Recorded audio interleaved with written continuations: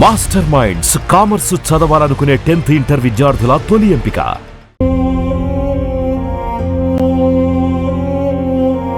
అప్పుడు బాడీ చూసేటప్పటికి పెదాలంతా రక్తమే. 2 స్టంట్స్ పడతాయని చెప్పి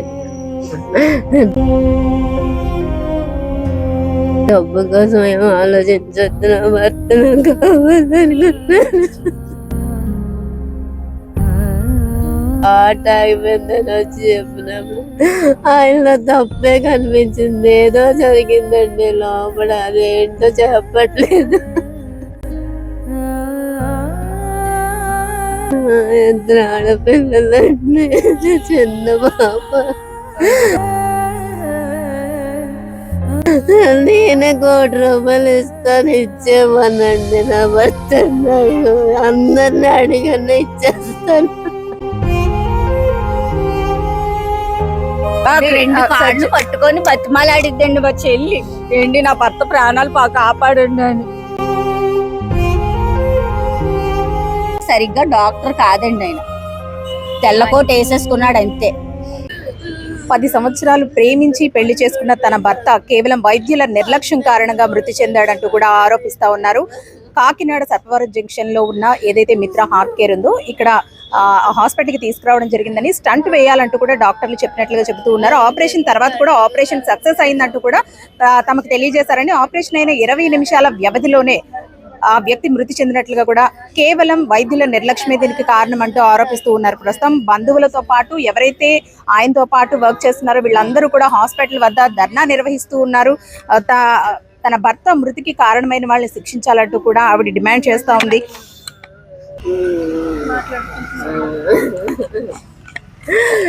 లోపల బాడీ చూసేటప్పటికి పెదాలంతా రక్తమే. ఎందుకు వచ్చింది అసలు?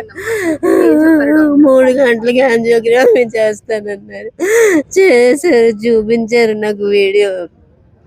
ఇలా ఉంటుందమ్మా, ఇలా అన్న చెప్పారు. చేయండి సార్ అని చెప్పాను. స్టంట్ వేస్తానమ్మా బాగుంటుంది అన్నారు. 2 స్టంట్స్ పడతాయని చెప్పారు. డబ్బు కోసం ఏమో ఆలోచించొద్దు, నా భర్త నాకు కావాలనుకున్నాను. ఎంతైనా పర్వాలేదు, ఇద్దాము భర్త అనుకున్నాను. అలాగే అన్నారు డాక్టర్ గారు. ఆయన చేతులు పట్టుకొని మరీ అడిగాను, అమ్మ నేను చేస్తానమ్మా, నువ్వేం భయపడకు, ధైర్యంగా ఉండని చెప్పారు. అతను వచ్చేటప్పటికి ఆ ధైర్యం అతనిలో కనిపించలేదు. హార్ట్ ఆగిపోయిందని వచ్చి చెప్పినప్పుడు ఆయనలో తప్పే కనిపించింది. ఏదో జరిగిందండి లోపల, అదేంటో చెప్పట్లేదు. ఆపరేషన్ తర్వాత ఏమైనా కాంప్లికేషన్స్ ఉంటాయని డాక్టర్ ముందే చెప్పారమ్మా, లేదంటే ఆపరేషన్ చేస్తే నయమైపోతుందని చెప్పలేదు. కాంప్లికేషన్ ఉంటదని చెప్పలేదు. జస్ట్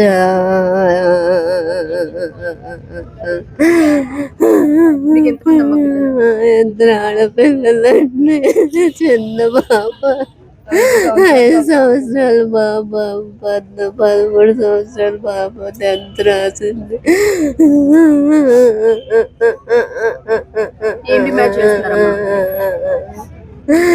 నేనే 1 కోటి రూపాయలు ఇస్తాను, ఇచ్చేమనండి. నా భర్త అందరిని అడిగన్నా ఇచ్చేస్తాను.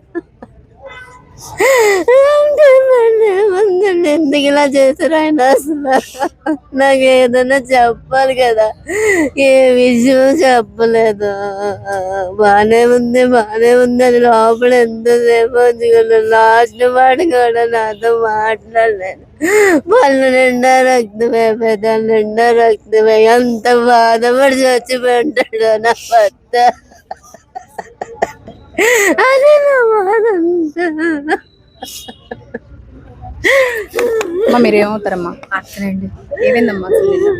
ఇదండి స్టంట్ వేస్తామని అన్నారండి, యాంజియోగ్రామ్ చేశారండి. అన్ని బాగానే ఉంటది, అన్ని తన ఇష్టం ప్రకారంగా చేశారు. బాగానే స్టంట్ వేస్తే అంతా బాగుంటదనే చెప్పారండి డాక్టర్ గారు. రూమ్ లోకి తీసుకెళ్ళాక మరి అక్కడ ఏం చేశారో ఏంటో ఏమి అంటే ఆపరేషన్ ముందు కూడా ఆయన చాలా బానే ఉన్నారు. హాస్పిటల్ వచ్చినప్పుడు కూడా నడుచుకుంటానే వచ్చారండి. చాలా హెల్తీ. నిన్న మార్నింగ్ మేము కరెక్ట్ గా 11కి వచ్చామండి. మాతో మాట్లాడారండి, నాతోని మా హస్బెండ్ తోని. బాగానే ఉన్నానండి, నేను ఇలా తీసుకొచ్చి బెడ్ మీద పెట్టారు, నాకు బాగానే ఉంది, తీసుకెళ్ళిపోతే బాగుంటుందండి అని అన్నారండి ఆయనే, మా మరిది గారే. ఎంజియోగ్రామ్ చెయ్యాలండి, స్టంట్ పడుతుందండి అన్న, స్టంట్ పడితే బాగానే ఉంటది అని మాట్లాడారండి డాక్టర్ గారే. అన్ని చెప్పారు, ఇలా సివియర్గా ఉంటుంది, అవి ఏమి చెప్పలేదండి. సర్జరీ తర్వాత కూడా ఎలా ఉంది అంటే బాగానే ఉంది, సక్సెస్ అయింది, ఇలాంటివి ఏమైనా చెప్పారమ్మా? అసలు సక్సెస్ అయిందంటే చేశారండి, మామూలుగా చెప్పారు. ఈయన వెళ్ళి చూసారండి, వెళ్ళి చూస్తే బాగానే ఉందండి మామూలుగా చెప్పారు.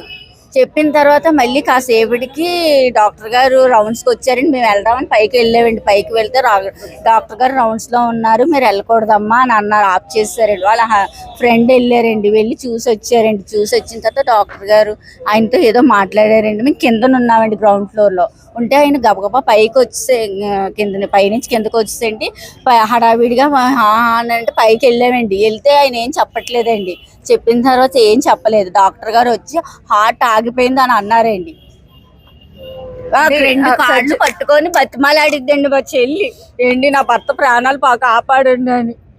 అయినా వచ్చి కాపాడతామమ్మా అని అన్నారు. అక్కడ హార్ట్ ఆగిపోయిందని అన్నారండి. మళ్ళీ ఆక్సిజన్ సిలిండర్ అండి కింద నుంచి పైకి తీసుకెళ్లారండి. సర్జరీ తర్వాత ఎంతసేపటికి ఈ ఘటన జరిగిందమ్మా? అంటే ఎప్పుడు చెప్పారు మీకు? ఏంటండి? సర్జరీ అయిపోయిన తర్వాత ఎంతసేపటికి ఆయన మృతి చెందారు, మీకు ఎప్పుడు చెప్పారు? ఎంతసేపటికి అంటే లోపల ట్రీట్మెంట్ జరుగుతుంది, బాగానే ఉంది, పల్స్ అందుకుంటుంది. ఎవరిని అలో చేయలేదు. ఒకసారి తీసుకెళ్తే కొంచెం పల్స్ అందుకుంటుంది, బాగానే ఉంది అని అన్నారండి, అంతే. ఆయన ఫ్రెండ్ తో మాట్లాడారండి. మమ్మల్ని అస్సలు లోపలికి అలో చేయనివే లేదండి ఎవరిని. తను ఇలా చూపించారు, ఐసీయూలో లోపలికి కూడా ల్యాబ్ లో కూడా తీసుకెళ్లేదండి. బయట నుంచి ఇలా చూసి పల్స్ అందుకుంటుంది అన్న, మేము లోపల ట్రీట్మెంట్ జరుగుతుందని అనుకుంటాం కానీ మాకు తెలియదు కదా మేడం లోపల ఏం జరుగుతుందో. అంతేనండి, అదే ఆయనకి సరిగ్గా డాక్టర్ కాదండి. ఆయన తెల్లకోట వేసేసుకున్నాడు అంతే, డబ్బులు దబ్బడానికి. డబ్బులు పోయినా పర్వాలేదండి, మనిషి చిన్న పిల్లండి, 4 సంవత్సరాల అమ్మాయికి 15 సంవత్సరాల జీవితం ఏమైనా ఉంటుందండి అసలు? చెప్పండి. 2 ఆడపిల్లలు. ఏం డిమాండ్ చేస్తామంటే పోయిన మనిషిని తీసుకురాలి, ఆవిడ సౌభాగ్యాన్ని అయితే తీసుకురాలేవండి. న్యాయం జరగాలండి, ఎన్ని కోట్లు ఇచ్చినా అది జరగదండి. ఆ పిల్ల జీవితం చిన్న పిల్లండి, ఆ పిల్ల. అతనికి ఏ పెద్ద వయసు కూడా కాదండి, 45 అండి. ఆయన చనిపోయే వయసు, నడుచుకొని వెళ్ళారండి ఆ రోజు. ఏం కంప్లైంట్లు లేవండి. అలాంటి ఆయన ఇలాగ అయిపోవడం అసలు చెప్పండి మీరు.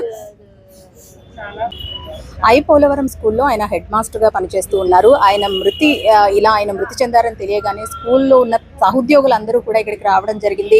ఎంతో ఆవేదన వ్యక్తం చేస్తున్నారు. ఎప్పుడూ ఆరోగ్యంగా ఉన్న వ్యక్తి ఇలా మృతి చెందుతాడని కలలో కూడా ఊహించుకోలేదంటూ కూడా చెబుతున్నారు. మనతో పాటు ఆయనతో వర్క్ చేస్తున్న వాళ్ళు ఉన్నారు. అమ్మ, అసలు ఏం జరిగిందమ్మా? గత 3 రోజులుగా కూడా మాకు కనిపించారండి సారు. చాలా చక్కగా మాట్లాడారు, చక్కటి పలకరింపు, చాలా మంచి వ్యక్తిత్వం కలిగిన, నవ్వుతూ పలకరించే వ్యక్తిత్వం కలిగిన జిల్లా సైన్స్ అధికారి అండి ఆయన.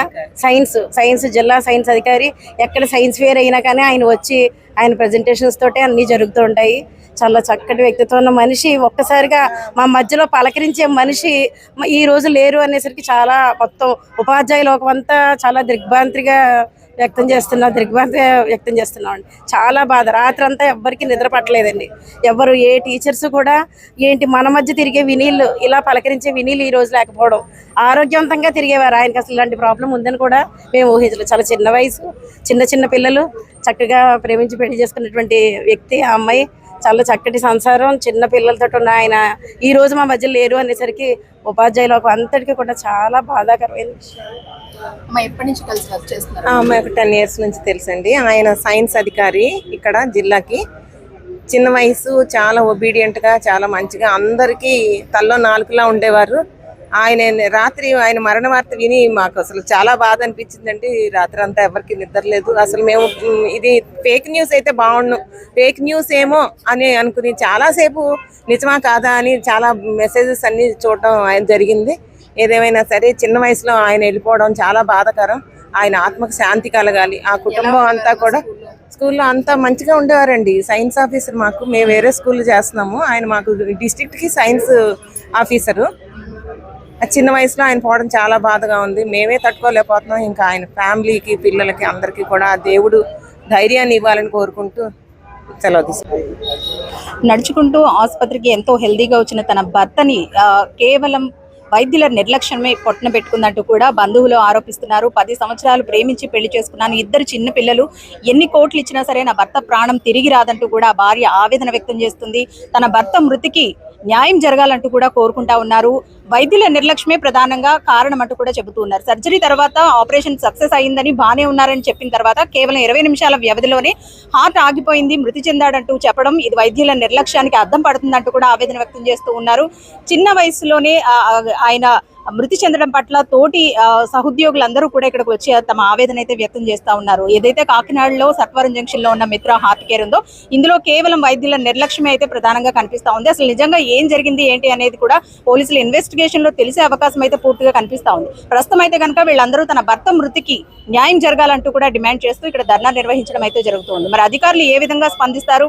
కొన్ని కార్పొరేట్ హాస్పిటల్ కి సంబంధించి ఇటు ఎలాంటి చర్యలు తీసుకోకుండానే ఇటువంటి వాటిని కనుమరుగు చేస్తున్నారంటూ కూడా ఆవేదన వ్యక్తం చేస్తూ ఉన్నారు. మరి దీనికి సంబంధించి ఎలాంటి చర్యలు తీసుకుంటారు, ఈ మృతికి ఎటువంటి న్యాయం చేస్తారు అనేది మనము వేచి చూద్దాం. కెమెరా పర్సన్ శ్రీధర్తో అనుశ్రీ, సుమన్ టీవీ, కాకినాడ.